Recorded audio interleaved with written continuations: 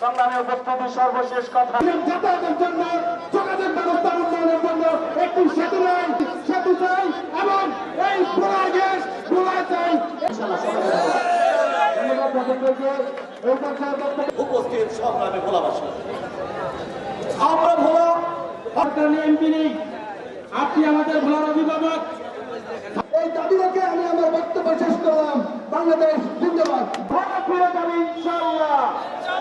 ভোলার গ্যাস